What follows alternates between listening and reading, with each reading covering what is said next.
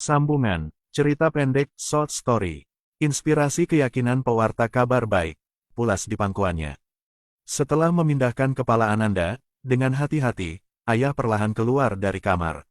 Berjalan perlahan menuju ruang keluarga, mengambil Alkitab dan beberapa buku yang terpajang, lalu duduk sambil membaca dengan santai. Tanpa terasa jam dinding telah menunjukkan pukul 0 dan mata terasa kantuk serta tubuh pun terasa letih. Setelah merapikan seluruh buku dan memastikan seluruh pintu, jendela telah terkunci, berjalan perlahan ke kamar tidur, dalam hati berkata, seperti Saulus, setelah bertobat menjadi Paulus sebagai pengikut Kristus Yesus yang berusaha keras mewartakan bukti-bukti yang ia kemukakan mengenai Yesus begitu meyakinkan bahwa Yesus itulah Raja Penyelamat. Baca Kitab Kisah Para Rasul pasal 9 ayat 22b.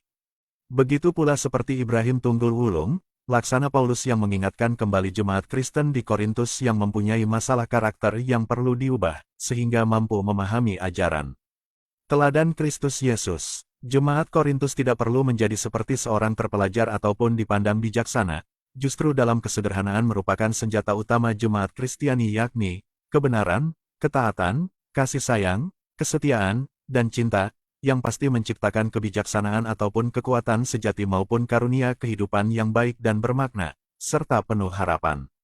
Makna salib dan kematian serta kebangkitan Kristus adalah inti pewartaan Injil, dengan pencerahan Roh Kudus akan berbuah hasil, dapat mengenal Tuhan sesungguhnya maupun akan menemukan kuasa Tuhan yang sesungguhnya, untuk mengalahkan dosa maut serta memberikan hidup kekal kepada mereka yang beriman. Hanya mereka yang dipilih dan diberkati dengan karunia-Nya yang mampu menanggapi pemberitaan Injil. Baca Kitab 1 Korintus bab 1-3. Sambil membaringkan tubuh di ranjang, pikiran menerawang dan mulut berucap halus, bagaimana diriku ini, dapatkah diri ini dapat turut mewartakan Injil? Teringat akan pesan Adinda sebelum tertidur pulas, seraya mulut berucap halus, ya, bisa. Aku dapat mewartakan Injil, seperti Kiai Ibrahim Tunggul Wulung, seperti Paulus, minimal dengan bercerita serta menuliskan kembali kisah-kisah tokoh Kristen, untuk Adindaku terkasih.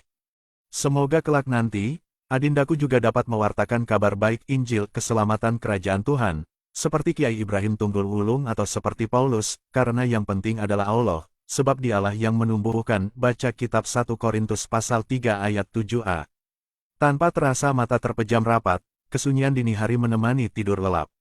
Gratias, Shalom Aleichem. Jadi yang penting adalah Allah, sebab dialah yang menumbuhkan.